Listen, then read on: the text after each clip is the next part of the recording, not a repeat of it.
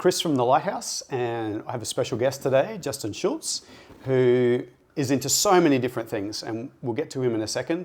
But what I want to do today is just to give you some insight into the impact of the Relational Leadership course and why we want to build relationally intelligent leaders and teams, because they build relationally intelligent communities. So, hi Justin, thanks for joining us today. It's so good to have you here. You're welcome. Yeah. So Justin and I have been mates for a really long time, and Justin's one of those go-getter guys that's into so many things. So maybe we could get you to share some of the things that you're into. Because as I was writing them down, like I was getting to 10 and 11 and 12 and 13 and 14, and then there's all of the projects you want to get into as well. Yeah. So first and foremost, I'm a dad, a husband. I spend time on a property, so I run a grazing operation with my wife and family. We have a feedlot there. I also have a professional career of a water engineer, agricultural engineer by trade, so do a lot in the water space and work in communities to empower them to be the solution of their own destiny. I've come out of a world of government-owned corporations and privatising them, so really helping people engineer their own solutions and control their own destinies, because ultimately that dictates price. And for a lot of farming operations and places where I am out west and in the water industry, the solutions won't come from government. Yeah, so you've got like a lot of experience over really practical things, from running cattle on your own farm to governance, to leadership. You're the chairman of the board at the water board out at Malawar at St George. Yes. And then you also have a lot of investment in local community areas with sports, and I know you have awards in that area, which is kind of cool, like sports. What was the... Yeah, it was just a small Australia Day award, so for our local shire. So for me, to have a flourishing business, you need a healthy community, and most communities, their health, if it's not directly related to your not-for-profits or your volunteer organisations like your sporting clubs, if it's not dictated by their health, they're the canary in the room. And so if you get involved in your sporting communities, if you get involved in some of those not-for-profits, then it's a way to help your community be healthy. And really, if everyone spends 100% of their time working in their own businesses, then you're not in a very healthy community. Whereas if people can get outside of their business and volunteer and help people or be involved in sport, so much of life is learnt through sport and being involved in organisations. So, for us, you look back through history and you used to go to war with your dad, whereas now you just play on a sporting field. It's kind of a little bit easier. And whether that's surfing at the beach or playing cricket in the bush, just that camaraderie and being outside. Yeah. Well, having been in a small community, I worked at a coal mining town as a phys ed teacher for the first 5 years of my career. Like, I know how important that closeness is, that connectedness is, and that unity is.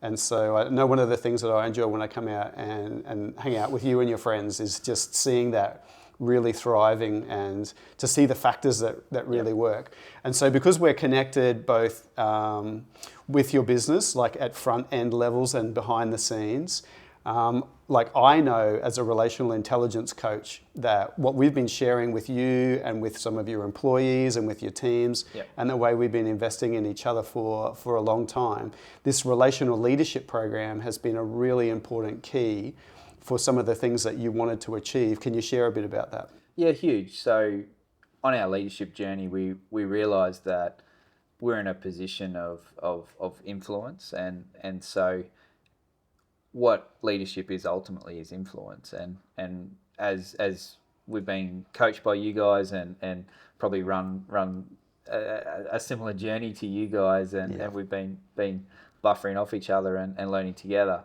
that if you're not healthy in yourself, you have no chance. If you can't lead yourself well, you can't lead anyone.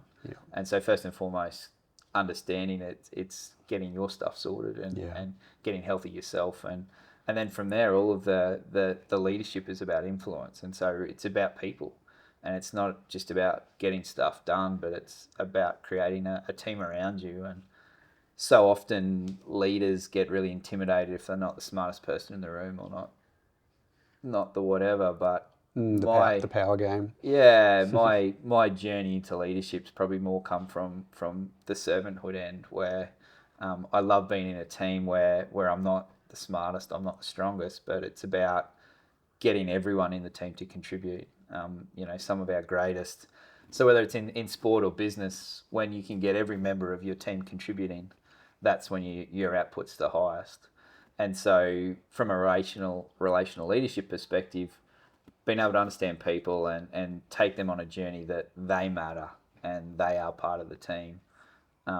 There's just so much to learn in that space, and very few people where you can learn that. You go to leadership courses and it's just about the 5 keys to, setting standards, setting goals, creating, and no one ever talks about how to deal with conflict, how to deal with your past, how to handle forgiveness, how to be whole in yourself. Mm-hmm. What does that look like? And so when you start taking a step back and looking at some of those deeper questions, the ripple effects are massive.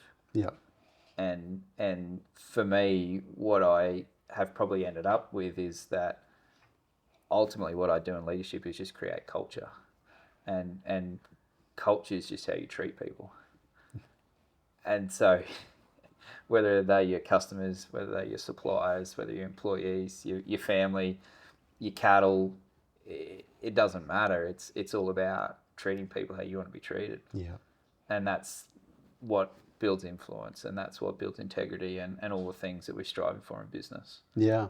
And so the journey that we've had together in this relational leadership course is so fundamental to us and what we do, because it's looking at that bigger picture. It's not just each element on its own, but it's that holistic view of what leadership is. Wow, that's awesome. And you've probably, capped me off on some of the questions I was going to ask, but that's really good. But maybe you could share, what are 3 things from the program that have really stuck with you and now you find yourself saying over and over and over again to other people? Yeah, and 3 things is probably going to put me on the spot, because it's become so ingrained in what we do. Yeah, okay. Maybe just a couple of examples then of... Yeah. So I think one of the keys that I've learned through the relational leadership is not just understanding other people and their personalities and what makes them tick, but also myself in that space and what I need. And so I think the relational leadership and the relational intelligence, as much as it's about understanding other people, it's about understanding me too. Yeah. And so that's been the biggest learning that I've had as I've tried to understand other people and figure them out, that I've also had to do the same for me.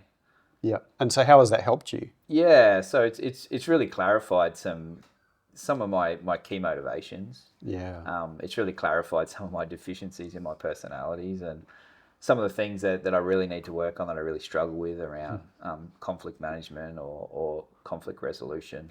I'm a runner, not a fighter, and so having those skills to be able to handle conversations, ace conversations, to be able to be direct when I need to be, but when I don't need to be, that you're in that space too. To be really proactive in our communication, not reactive, and to make sure that at the end of the day, when you put purpose in the middle of your business, that everything just flows back to that. Yeah, I really like the way. Thanks for your answers, and I can see that. Yeah, I can hear, I love your language because so much of it is, what we've spent time developing, and I love that. I could hear the character elements coming out, the connection elements coming out, the community elements and the culture elements coming out, and I get to see the way that you do that. And for our listeners, they get to hear now how it's impacted you. And so if this is something that you want for your community, that you want for yourself, that you want for your employees, an ability to navigate these spaces to help generate really great people that understand how to make great cultures together, to build healthy communities together, then the Relational Leadership course is, we're waiting for you. We're waiting to help you and to serve you. And so thanks, Justin. My pleasure. Yep, and we look forward to you getting in touch with us at Lighthouse Leadership. And you can find us just on the web, lighthouseleadership.com.au, and on social media. So thank you, and we look forward to helping you the way we've been able to help Justin and the way that he helps his community.